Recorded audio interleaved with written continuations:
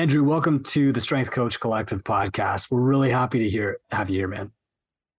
Hey, Chris, thanks for having me today.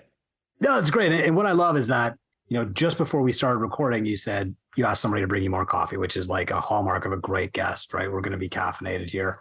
What I'd love to hear from you first is like what led up to the creation of Physmodo? What's your background? And then we're going to get into the specifics of the app and how it all works. Yeah, I mean, not to have some of your audience just leave immediately, but I'm technically a lawyer, so that's a bit of my background. In my defense, I never practiced. I have a license and that's about it. And but really what got me into the fitness world was because I have a legal and investment banking background, and I started a company in my 30s, which worked with college health centers and did some software and billing. And I thought it was a decent business. It wasn't something that I had a whole bunch of passion for. And that's really tough to go through life when you're working that hard with something you don't love. From there, I went to Trigger Point. I was on the board for a little bit of time, and then was CEO, and the founder stepped aside to be more creative, and then he came back, and when he wanted to be CEO again, and so that was the end of my job. But it was a great introduction to the fitness space, something I really love. And they say things happen because they're supposed to happen. Well, I met a lot of people at Trigger Point. I work with 4 people, including hiring 2 that ended up at TRX, which became very important in the evolution of Physmodo. But really, what got me into this space was that I had a movement assessment done on me in, I believe it was 2014, with somebody who I'd worked with at Trigger Point, who was with a movement assessment company. And I thought it was awesome because I've had a lot of issues, just like a lot of athletes, torn my Achilles, full rupture of that. I have 2 torn meniscuses now, slap tear, ruptured bicep tendon, all that stuff. And it's funny, it's all on, not really funny, interesting, all on the same side. It was very asymmetric. Second leading cause of injury is asymmetry behind previous injury. I'm kind of screwed on the first one. So I had this movement assessment done. I thought it was awesome. A friend of mine administered it. It took about 20 minutes. Got a lot of information, got a program out of it from this guy who's a trainer. And so the information he was getting from this assessment, helped our relationship, and he was able to work with me. I just couldn't, I never got that screen again. Just because it took a little long, and, I had to see him. I had to be in person with him all the time. And, that's not, it's not real practical now. It wasn't too practical in 2014. It's certainly not now. And so I figured, hey, if I could do something similar where I'm getting a screen and I can do it, number one, more frequently, and number two, get done myself, so I don't have to be in front of my trainer all the time, that would be awesome. And so that was the thought process going in. Well, tell us what the Physmodo app is first, and then we're going to really start digging into the details and how coaches can use this. Yeah, it's really simple. We have the screen is just an overhead squat. So put your hands overhead, do 3 squats, and so it takes 20 seconds, and we'll measure your mobility, stability, posture, and symmetry, and give you indicators about where you may have some movement inefficiencies. And then there's a basic program for someone to do, and there's more where a trainer can work together, but that's the screen itself. We chose the overhead squat because it's in every single assessment out there. There's some research that suggests it's really your score's correlated to what your FMS score would be. I'm sure most of your viewers know the functional movement screen. Great FMS, yeah. Screen, yeah. Originally, it's terrific, and some of the same things. It takes a long time, and you need somebody there. It's still an awesome screen, but yeah. So that's what we do, and then yeah, basically, there's a few other things, obviously, but that's the overview. Okay, we're going to get deeper in a moment, but I think you already brought up like what the challenge is with movement screens. When we did functional movement screens at the gym, just like at the gym you mentioned, we did it once when people signed up, and that was it. We never did it again. And now we live in this era of, up to the second biometrics tracking, but there hasn't really been an evolution of biomechanics tracking. I stole that from your websites. Can you explain what that means for us, Andrew? Absolutely, absolutely. I'll give you an example. So I use Whoop. I've used Aura. I think whatever people use, I think it's great. Provides some level of accountability. It's easy though because you wake up and you have numbers. Yeah. And that's pretty simple. It's not as simple because I forget to charge my battery, but thankfully Whoop makes it about a week long now. So that works out well.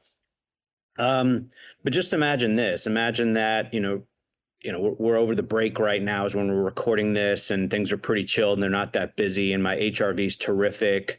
I'm getting better sleep, and then come January, we're in the thick of things. More stress, less free time, and my numbers are probably not going to be the same. So imagine that I only measured my biometrics, once every few months.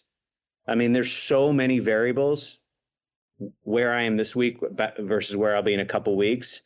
If I measured today only, things would look great. If I measured in 2 weeks and only did that for a few months, things wouldn't look as great. So I think it is important to get those numbers every single day. That is not dissimilar to movement. You could have a couple rest days. You could then do hey, I'm doing 1 rep deadlift today, and I'm going to spend my 30 minutes building up, and I'm going to get to my 1 rep. And, maybe I won't roll out my psoas, and, then I get in the car for 30 minutes, and the next day is not going to be good. So what we want people to do is get a baseline over a couple of weeks, do a screen as often as you can. Again, it's only 30 seconds, and we'll get a true baseline of where your movement is. So at that point, you're getting biometrics when you wake up and your biomechanics. You're getting a true readiness recovery score. And the one anecdote I'll give you is I went for a long hike over the summer in Arizona, which was stupid. It was too hot. But I'm dealing with a couple torn meniscus and stubborn. I don't want to get those done or fixed. And so I was super tired, and it was a great day of exercise. And I woke up, I had a 97 on my Whoop, and the message is, "Hey Andrew, you're in peak condition. Today's a great day to take on a challenge," or something like that. Yet our screen, which we score 1 to 100, I had a 34. I'm not great. I'm usually around 50. So all I did was sit around and put some ice on my knees. And so no, on a biometric basis, ready to go. On a biomechanic basis, no. So we need to figure out true recovery. And that's a really long answer to your question, but hopefully that gets to the core. Yeah, no, I think that's really good answer. How often do you see people doing this test on themselves? It's, we're mostly in a B2B situation. Yeah. Because, traditionally we've been around for 8 years, and, we were partnered with TRX. I mentioned it earlier, which gave us a great start and great recognition. And so a lot of people in the industry know us as TRX Maps. I went to IDEA a few years ago, and I was introduced by Tony Ambler Wright, who I'm sure many know, and kept going around and say, "Hey, Andrew, CEO at Physmodo," and do a movement assessment, and people's eyes glazed over because you meet 100 people or more and no one cares. And then after, then Tony would say, "Well, you remember TRX Maps?" And they're like, "Oh yeah, it's the same thing." And so that's, how I was introduced the rest of the show. I told you I'd do this. What was the question?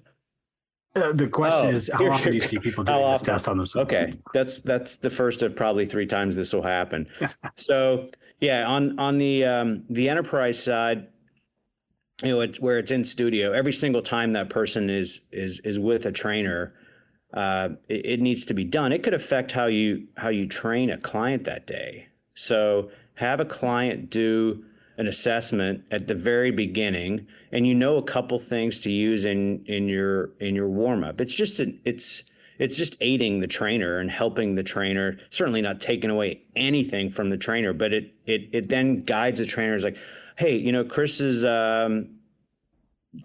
not getting as much depth today on the squat. What's going on? Some lower body injury. So yeah, you can pull from our app, some things to do, but I'm not telling you as a trainer what to do. I'm just giving you information. Do whatever the hell you want with it. You have certain things when your clients have tight quads you may want to do.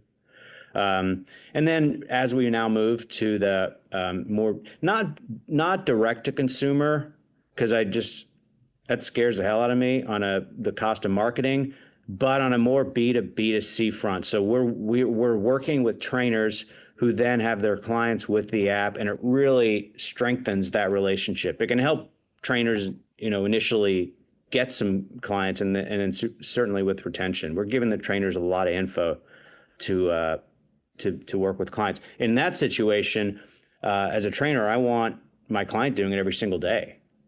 I will have access to your biometrics. I want your biomechanics as well, and it's an opportunity to check in, which is awesome, and really, help you train better. Yeah. So I'm going to talk about my personal experience trying it out here in a moment. But I think at this point, I want to show the app. Start by placing your device facing towards you approximately 3 feet off the floor. Adjust your device until the bubbler on the screen turns green. The arrows will guide you where to stand. Get in place with your feet shoulder width apart and your arms down. Now turn your palms out as we calibrate. Now raise your arms and perform 3 squats. Squat as deeply as you can comfortably squat while keeping your feet stationary and on the ground. Follow the coach's on-screen cues for when to squat and when to stand. Now relax while we calculate your scores. On the scoring screen, you'll see a composite score for all of your domain scores, as well as a score for each domain. Tapping into a domain takes you to that domain's details and shows the subdomains, as well as any issue areas. Tap the Move Navigation tab to see corrective protocols tailored specifically to your needs. Navigate through the app by using the tab bar located at the bottom of your screen. To get to the home screen, see your history, your movement protocols, and anything related to your account, such as your profile, FAQs, scores explanation, and how to take an assessment. So Andrew, we've just seen the app working. I think hopefully now people have a sense of how simple but effective this could actually be, but I really want to paint the steps for them. What I'd love to have you do is describe how a trainer would use this in practice with a client and why they would use it. How does it improve retention? How does it improve conversion from prospect to client, et cetera? Yeah. So, there's a couple scenarios because, some trainers are full-time at the gym and gyms are different. They're, your big boxes, and then there's your CrossFit with, 100, 200 members. And so, in the first situation, someone walks in the gym, they've never been there. And in some cases, they'll, get, a body comp test and totally understand the intent of that. Like, hey, I won't use your name because it's, where I'm going to go is X name. You need to lose weight or something like that. And it's just a way to have a baseline measure. And then I can show you as a trainer how my training is helping you lose weight. And I think I love doing that, but the couple challenges in this scenario is one, are people actually doing it? If someone's, a 35% body fat percentage, do they really want to do it?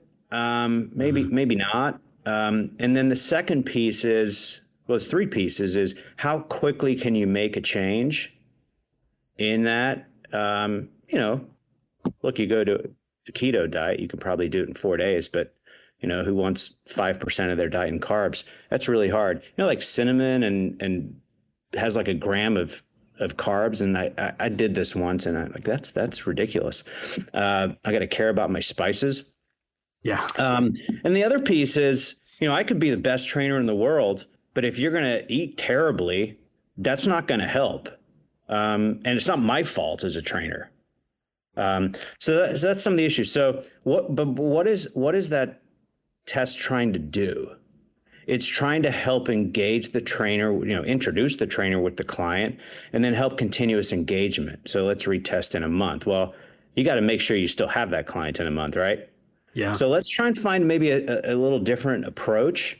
And that's how we're looking at it. So as a trainer, hey, let's start with how you move, man, because that's going to dictate how we're training. And you're not going to move the same every day. So I might have an 8-week plan for you, but I'm not going to necessarily do exactly what I have planned in week 2, day 3, because something happened in your life and you're not moving the same today. So we're just giving the trainer a lot of information, and not only every month, every single day. And so I'm now engaging you. So I'm giving you information to help get a client. So as an example, working with a client, someone came in, and a nice way for the trainer to start out with a client is, hey, are you having any issues currently, any injuries in the past? And our screen will point out where something's going on. What does this lack of movement or inefficiency prevent you from doing? Oh, I can't go out and golf as much as I want to, or some activity. Here's what we can do to improve your movement to let you do what you want to do in life. So it's not to undersell us, but we're a storytelling machine, and it's continuous engagement there. On the smaller gyms, and take a CrossFit gym, probably have a lot better retention maybe than some of the big box. Certainly when I did it, but boy, I mean, why do people leave CrossFit a lot? It's injuries. So you got to keep people healthy. And I know there's a lot of ego, and I would never scale my workouts, the male ego getting in the way there. But I mean, if we're doing, I don't know, Helen, and it's, 53-pound kettlebells, and I got some serious hip issues that day, you can't tell if somebody has hip issues just by showing up. But if my hip mobility is 10 points lower, hey, maybe scale back to, 44-pound. So it's just great information that we're giving a trainer. Again, we're not telling you what to do. We're just giving you information, and you can use your skill set and your knowledge to dictate that training. I think from my experience when doing one-on-one training, quite often that you should be doing a warm-up and you should be doing some mobility with a client before they get going. But the question is always how much. And, looking at my own biking training yesterday, I was like, I don't feel top. This is a hard workout. I guess I should stretch. How much? So you do the assessment. It literally takes about 27 seconds. Okay, yeah, my hip flexors are obviously tight. Maybe my groin, I should work on that. And then you're not just doing this 30-minute stretch routine to try and cover all bases, but you can really pinpoint, where the opportunities are to improve performance too, which I found really interesting. So yeah, I mean, obviously it's great in personal training too. The difference between biometrics and biomechanics though, do you see like a lot of clients using the app on their own and then sending it to their coach in advance, or maybe in like a remote setting for people that are doing online coaching too? Yes, Okay. There's 3 components of the software. There's the enterprise version. So that's going to be at, physically in your gym on the iPad, wall mounted in the case of Stretch Lab. And we're in, gosh, those guys are killing it over 500 facilities with a lot more coming. Then there is the consumer app that someone can do remotely. Those the screens are identical. One thing that's nice there is you got to have consistency in scoring. So whether it's on an iPad, an iPhone, an Android device, it doesn't matter. not like someone will necessarily, it's actually, somebody can do it on the iPad at a location and not have an iPhone, but it doesn't matter. So there's that consistency. So there's those two pieces, the enterprise and the consumer, which the consumer version would be, used at home remotely. We work with the University at Tennessee. Pro and college sports are not really our market, but those athletes, they have the enterprise on campus, and then they have the on their mobile device, which is great because they could be on the road for a game or in the summer, and the coaches can keep track of what's going on. The piece that puts it all together is the trainer dashboard. So every bit of information that you're going to be able to glean from that screen is going to be on that trainer dashboard. And so it's your movement. We've actually included some wellness stuff. So your sleep, your hydration. One thing that I think is pretty cool is you can add a soreness map or an injury map and click once if you're slightly sore or twice, and all this is saved, and you can keep seeing your clients' historical information. And then there's a notification piece which I really like. So you can set it to, do you want your client doing it every 3 days, every 5 days? And so every single time your client is doing anything, and it's a great way to check in with not something, generic, like, hey, Chris, how's your day going today? Did you get that workout in? Instead, it's like, hey, Chris, I just saw your shoulders off by 7 points today. Is there anything going on? I know we had this prescribed for you to do at home in between sessions, but here's some correctives that I like as a trainer. Maybe do a few more of these today, get that shoulder up, your shoulder score up, and then continue on. So I'm just continually engaging trainers and clients, and I have all that information on my dashboard. I also there's also three pieces right now where someone can get a corrective protocol. Number one, you're getting something automated based on your most recent assessment.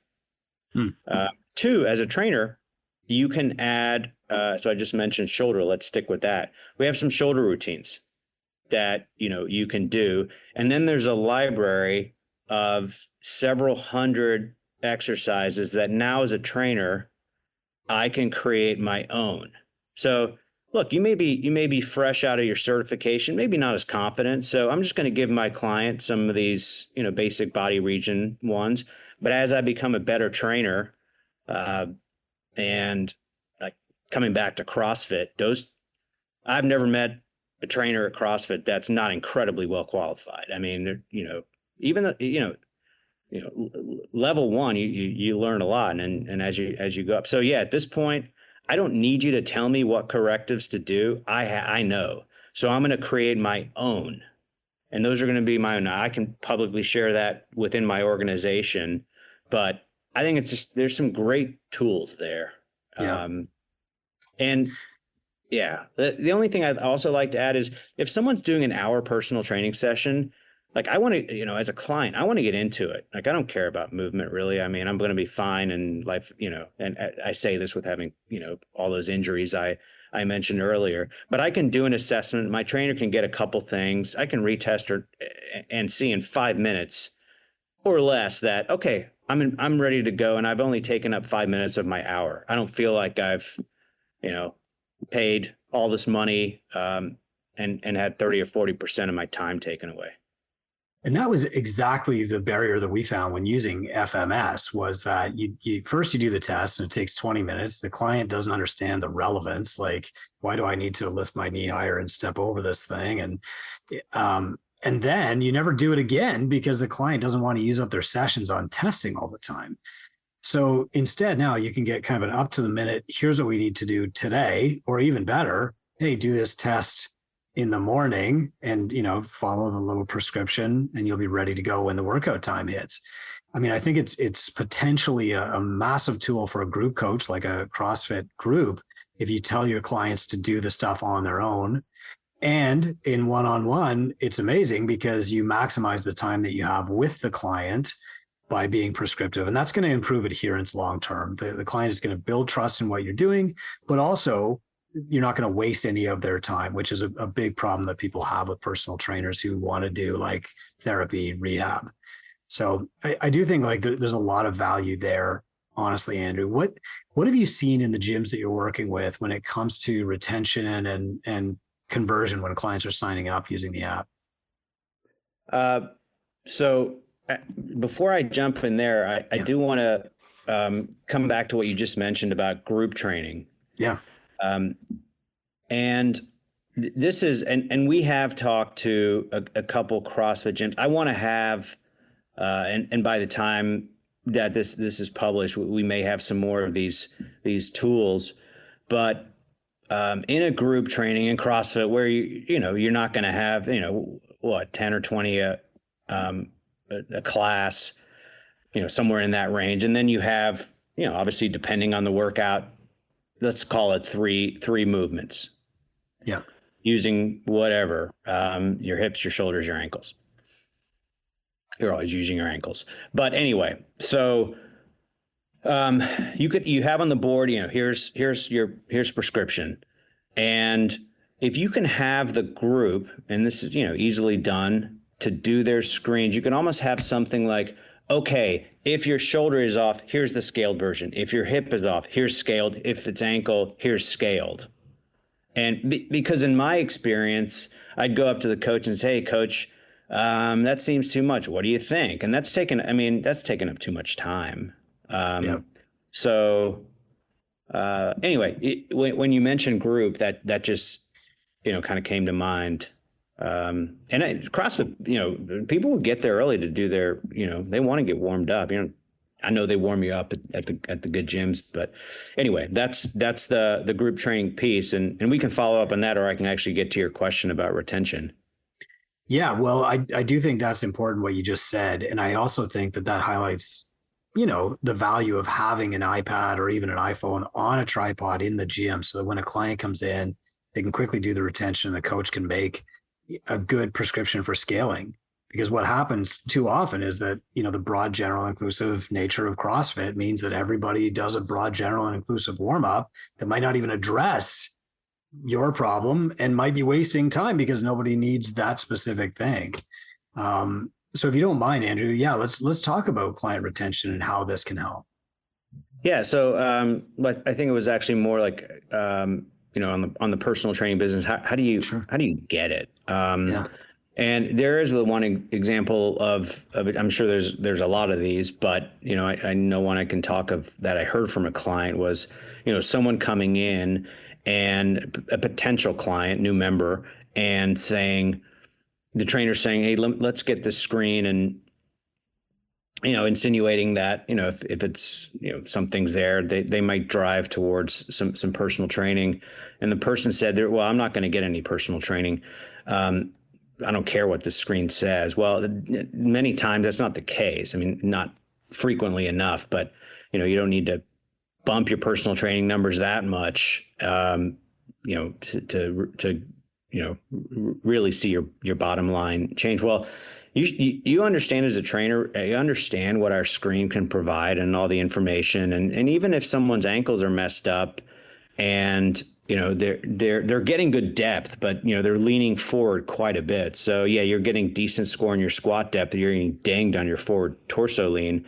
Well, that's a lot of that is because of your ankle. So if your dorsiflexion is terrible, so you improve your dorsiflexion a little bit and you're a trainer, pick whatever your favorite ankle ones are. You can improve that right away, and then you can show the value to a client of the knowledge that you have immediately. So this person ended up getting an 8-pack personal training session. The same person who said, I'm not going to get any personal training sessions. Again, how else do you quickly show your value as a trainer? It's very tough. I don't know. I mean, I've never been a trainer. I've been a client, and I don't think there's much a trainer can say. I mean, if they're level 4 or something at, with CrossFit or Equinox or whatever, I know they're good. Then I also know they're damn expensive. But so I don't know the numbers, you would, but I mean, what are the numbers for, the percentage of people doing personal training business? And I know it varies what type of gym you are, but like 8% or maybe, I don't know, somewhere. Our gyms in Two Brain, you typically see about 10% of your clients choosing a one-on-one option, and that accounts for 20 to 22% of their top line revenue anyway. I mean, it's pretty significant, and it's just a matter of, number one, establishing to the client, like, here is what you should be doing. And then number two is asking them, what do you prefer? And so we start everybody one-on-one, and then Two Brain gyms generally give the client an option of, okay, you have a basic competency in the essential movements. Would you be comfortable doing this in a group setting, or would you be more comfortable continuing this one-on-one with me? And I think, the more you establish, like, hey, there's another opportunity for improvement, here it is coming from an objective source, the more likely they are to choose the better path for them. Quite often a client chooses the wrong path based on their perceived budget or their perceived time or what their friends are doing. Yeah. So a couple things. Number one, apologies if you can hear my dog snoring. I can't, but that's great. Okay. And secondly, so let's look at the numbers.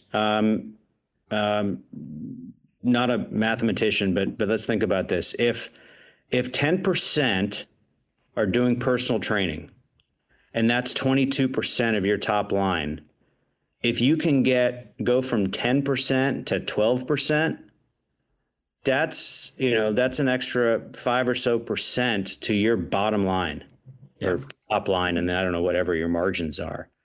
And that's, how else? I mean, it's not a hard way to increase your top line by 5%. Yeah. It's good for you as a gym. It's good for the trainer. So, and then, I don't know what your LTVs are. I mean, whatever across the board, but I don't know what the average number of sessions a client does. But so this is, look at my previous story about how you get someone to do personal training. But now the information you're providing, what the client gets, your retention's a little better. So look at the numbers there. If your LTV increases 10%. So now, we're hoping ultimately to drive your top line by at least 10%. Well, we do have a great stat on that, Andrew. And, if a gym with 150 clients charges on average $150 a month, if they kept every client 3 months longer, the owner would make another $40,000 a year take home. So, bottom line, which means that's about another $120,000 a year in top line. So any little tool that you can do to improve retention is worth the investment. The challenge is you have to know which tools actually improve retention. And to my mind, and the reason that we're doing this podcast is that something like this can quickly do it. It meets a couple of criteria. It establishes your value. It objectively tells the client, here's what you should be doing. And it's super duper quick. Yeah. And the thing is, it's not as if, so when I could run, I prefer to run outside, but I thought those, I think it's the Woodway, and I'm sure a lot of people do it. It's kind of self-propelling running things. But I go to gyms, I don't see a ton of people necessarily using treadmills. And so, it's an expensive piece of equipment that's never used, and it's a sunk cost. I mean, there's,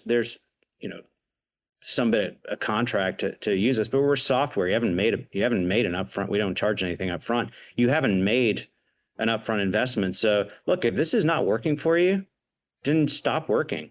I mean, look, we've had a couple of clients that, they've ended up, they haven't had ours necessarily in all their facilities, and one of them goes under, and that affects everything. And they're like, hey, this isn't much at all, but I don't think I can go for another 6 months. Can we, pause it? I'm like, yeah, look, if this is not helping you and you have other issues, then I don't care, but I want you to be successful. And so again, versus a huge piece of equipment that costs thousands and thousands of dollars, it's just not, it's not that commitment. And look, if it's not working for you for whatever reason, then I don't want you to use it, but I'd be shocked if it doesn't.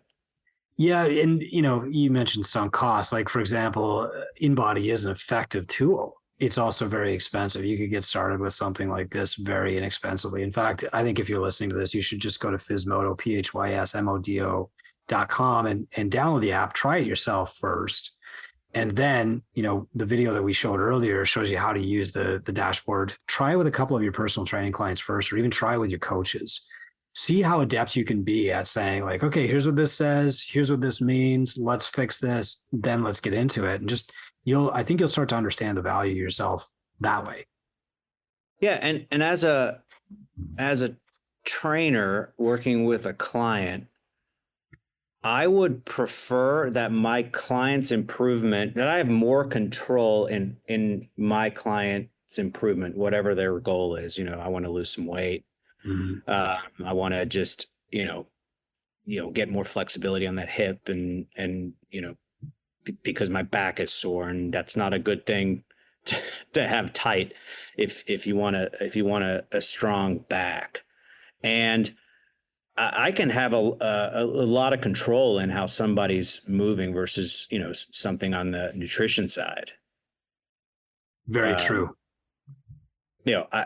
I can help you run and jump and do all those things, but I can't control what you go home and eat for dinner.